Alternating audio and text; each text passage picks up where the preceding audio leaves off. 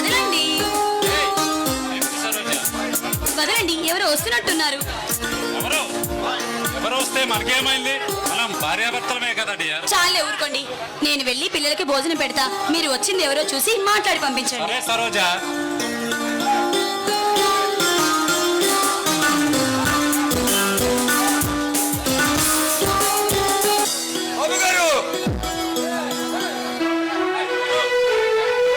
శంభు ప్రసాద్, మీరా? ఏమిటి పరాయి వ్యక్తులు పిలిచినట్టు గారు గీరు అని సంబోధిస్తున్నారు? ఏమిటి విషయం? ఏం జరిగింది? అదేమి లేదండి, ఎంతైనా మీరు మా యజమానులు. అదీ కాక కొన్ని వేల మందికి పట్టడన్నం పెట్టి బ్రతుకుదారి చూపించే మహానుభావులు. ఈ జిల్లాలోని పేద ప్రజలంతా మిమ్మల్ని దేవుడిలా కొలుస్తారు. అలాంటి మిమ్మల్ని నేను పేరు పెట్టి ఎలా పిలుస్తాను సార్? చూడండి శంభు ప్రసాద్, ఇంతమంది పేదలు కార్మికులే నాకు భగవంతుడు ఇచ్చిన కుటుంబం. ఈ కుటుంబంలో ఎవరికి అన్యాయం జరిగినా, ఆపద వచ్చినా మనమే భరాయించాలి. మనం తిన్నామా, సంతోషంగా ఉన్నామా అన్నది ముఖ్యం కాదు. మనం సంపాదించే సంపదలో ప్రజలకు ఎంత చేరుతుందో అని ఆలోచించిన రోజే ఈ జన్మకి అర్థం, పరమార్థం. ఆ భగవంతుడు ఎక్కడో లేడండి, సాక్షాత్తు మా హరిశ్చంద్ర గారి రూపంలో మా కోసం మీరు పుట్టారు. మన ఎస్టేట్ లో, ఫ్యాక్టరీలో పనిచేసే పేద కార్మికుల కోసం, అలానే ఈ జిల్లాలోని పేద ప్రజల కోసం ఒక హాస్పిటల్ నిర్మించడానికి ఫైల్ సిద్ధం చేయమన్నారు. ఫైల్ సిద్ధం చేశాను బాబు.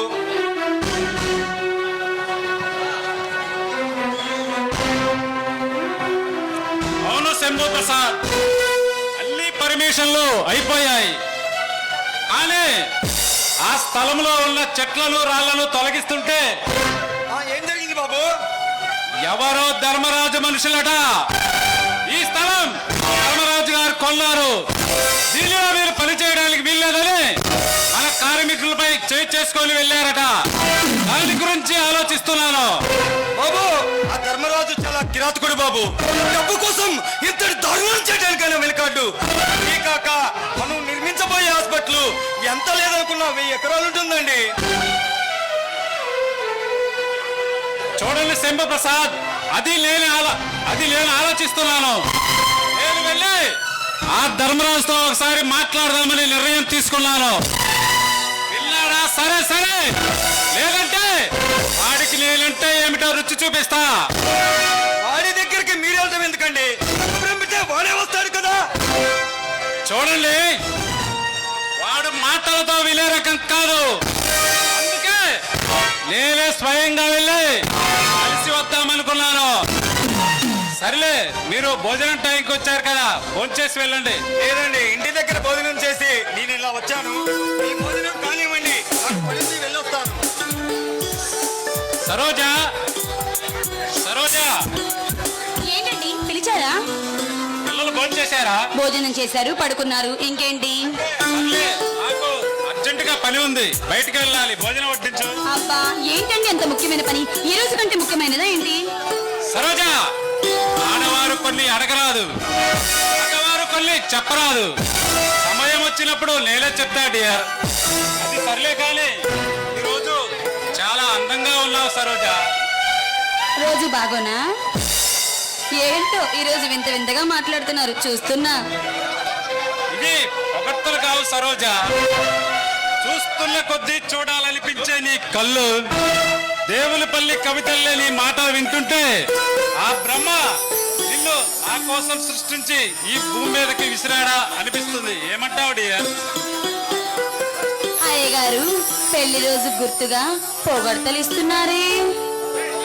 సరోజా, ఎందుకో ఈ రోజు నిన్ను విడిచి ఎక్కడికి వెళ్ళాలనిపించట్లేదు డియర్. ఏమండి? సరోజా, ఏమండి?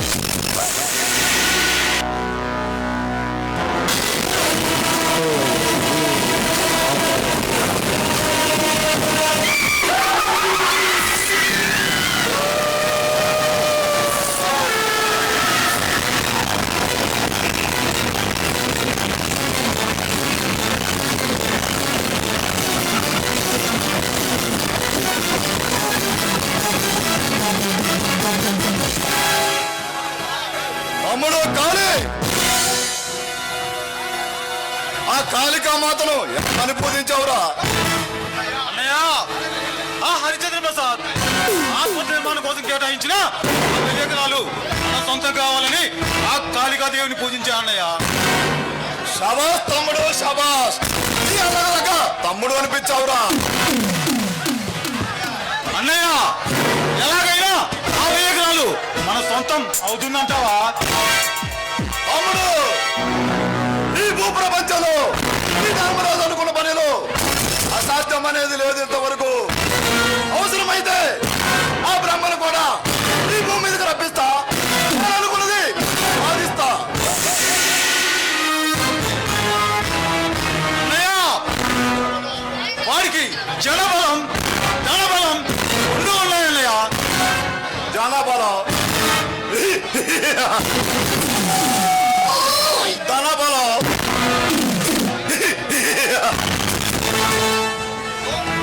నోటుకు నాటు సారాకు తల వచ్చిన ఈ ప్రజలు మనం వస్తున్నామంటే వంగి వంగి సలాం చేసే ఈ ప్రజలు మనల్ని ఏం చేస్తారా? అన్నయ్య, ఆ హరిచంద్ర ప్రసాద్ని ఇంత తేలిగ్గా అంచనా వేయకూడదు అన్నయ్య. వాడిని మనం అంతా చూసైనా సరే మనం అనుకున్న పని సాధిద్దాం. ముందు ఉన్న బలహీనతంతా ఈ జిల్లా పేద ప్రజలే. ముందు వాడు కట్టే ఆ హాస్పిటల్ నిర్మాణం కోసం వచ్చే పేద కూలీలనే రానికుండా ఓడిద్దాం. కరెక్ట్ ఐడియా తమ్ముడు. ముందు ఆ ప్రజలకు చెప్పి చూడండి, లేదంటే మన పద్ధతి ప్రకారం చెయ్యండి. కానీ తమ్ముడు, ముందు ముందు మనం రాజకీయాల్లో అడుగు వేయబోతున్నాం. ఏ పని చేసినా జాగ్రత్తగా చేయాలిరా. జాగ్రత్త జాగ్రత్త అన్నయ్య, నేను తలుచుకుంటే ఆ హరిహరాద్రి దిగి వచ్చిన బ్రహ్మదేవుడు అడ్డు వచ్చినా సరే పని సాధించే వరకు ఖాళీ నిద్రపోడు అన్నయ్య. సరే తమ్ముడు, నీ సంతోషాన్ని నేనెందుకు కాదంటాను. అవసరమైతే ఇప్పుడే మన ప్రాణాలు తీసుకొని ఆ కూలీలను తరిమి తరిమి కొట్టండిరా. అంతేకాదన్నయ్య, ఆ హరిచంద్ర ప్రసాద్ గారిని ముక్కలు ముక్కలుగా నరికైనా సరే మనం అనుకున్న పని సాధిద్దాం. వస్తానన్నయ్య. సరే తమ్ముడు.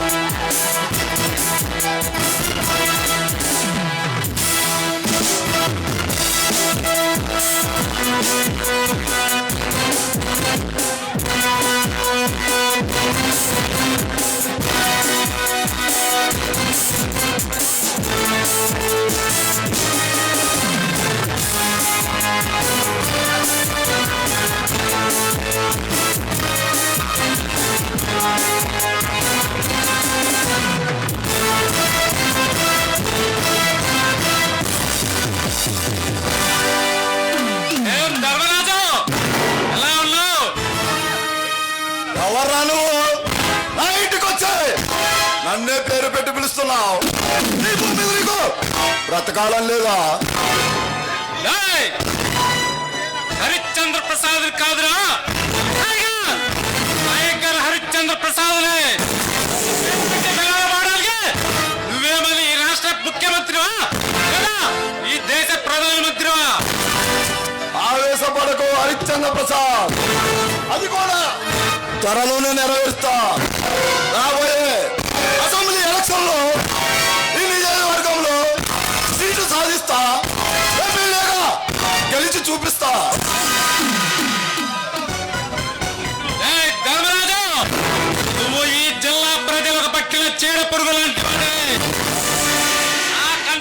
పాలన ఉన్నంత వరకు ఇల్లు అసెంబ్లీ హాలు కాదు కదా, అసెంబ్లీ గేటు కూడా తాగలేవను.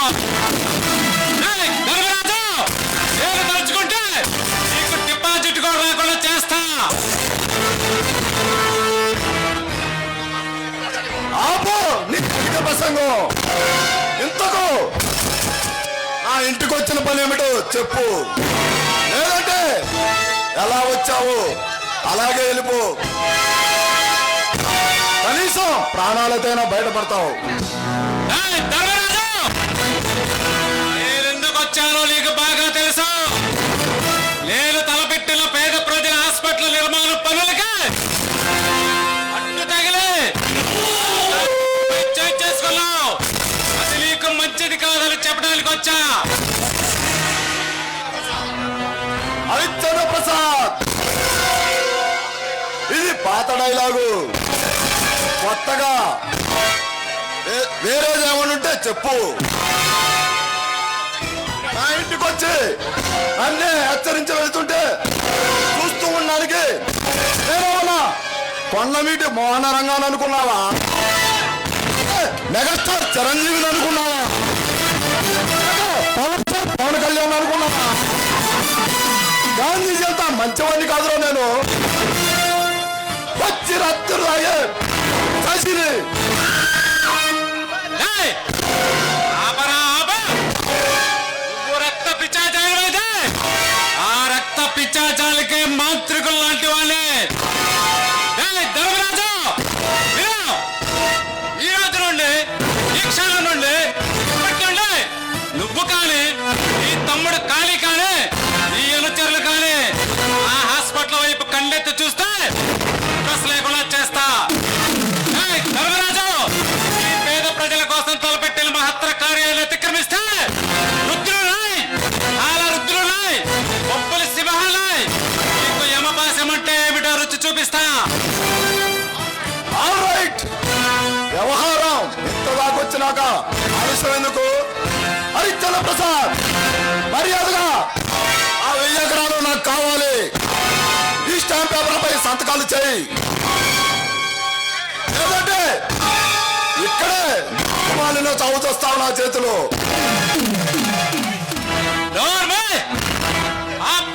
ఆక్రౌడివి నువ్వెంత, నీ బ్రతికెంత? ఏయ్, ధర్మరాజు, నువ్వు కాదురా, నీ అబ్బ, వాడి అబ్బ ఈ భూమి మీద దిగొచ్చినా నన్ను కాదు కదా ఆ షర్టుకున్న కాలర్ కొట్టచ్చేలేవు. ధర్మరాజు, నేను మాట్లాడేటప్పుడు నీ చెవులు మాత్రమే పని చేయాలి, అంటే మరేమీ నీకు ఉండదు. నీ తమ్ముడు ఖాళీ ఉండడు. ఏయ్, ధర్మరాజు, ఈ పేద ప్రజల అండదండలు ఉన్నంత వరకు నన్ను ఎవ్వరూ ఏమీ చేయలేరు. ఏంట్రా ప్రజలని తెగ రెచ్చిపోతున్నావు? మన జాతి పిత మహాత్మా గాంధీని గాడ్సే అనుచరులు కాల్చి చంపినప్పుడు ఏం చేశారో ఈ ప్రజలు? 4 కన్నీటి చుక్కలు రాల్చడం తప్ప. రేపు నువ్వు తెచ్చినా ఏం చేస్తారు ఈ ప్రజలు? 4 కన్నీటి చుక్కలు రాల్చడం తప్ప. ఈ ప్రజలు బురద జాతి లాంటి వాళ్ళు రా. ఏయ్, ధర్మరాజు, చూడు, ఒకవైపే చూడు, పేద ప్రజల వైపు చూడకు. ఆడిపోతావు, మసైపోతావు. ఏయ్, ధర్మరాజు, పేద ప్రజలు సుఖ సంతోషాలతో ఉన్నంత కాలమే మనం సంతోషంగా ఉంటాం. కాదని వాళ్ళు ఒక్కసారి తిరగబడితే అన్ని ప్రభుత్వాలు నామరూపాలు లేకుండా పోయాయి. ఇది గుర్తు పెట్టుకో. వస్తా.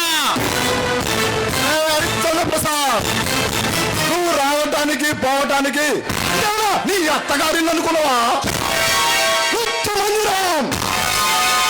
ఏయ్, ధర్మరాజు, నేను ధర్మంగా ఉండే వాళ్ళకి ధర్మాత్మలే, ఇలా అన్యాయం చేసే వాళ్ళకి లక్ష్మీ నరసింహస్వామిని. ఏయ్, ధర్మరాజు, నేను తలుచుకుంటే నిన్ను ఇప్పుడే ఇక్కడే చంపగల సమర్థుడిని. కానీ ఈ హరిశ్చంద్ర ప్రసాద్ ప్రతి ఒక్కరికి ఒక అవకాశం ఇస్తాడు. అలాగే నీకు ఇస్తున్నాను. జాగ్రత్తగా ఉండు, ఉండు. వస్తా.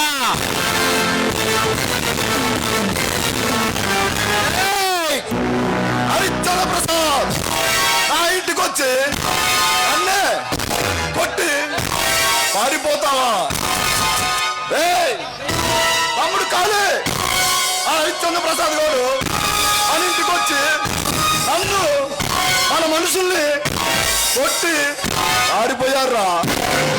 నువ్వు వాడి భార్య పిల్లల్లో సర్వనాశనం చేయరా.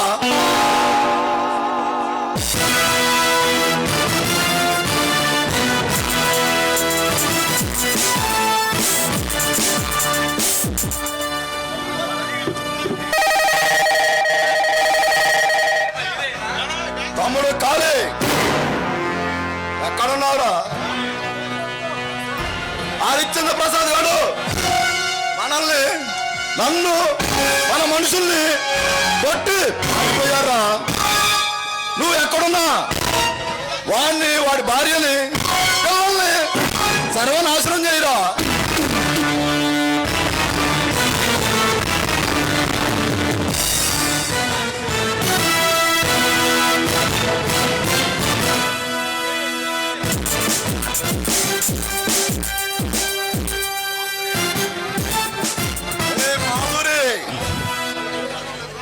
నీ ఆటపాటాలతో నన్ను ఆనందింపవే.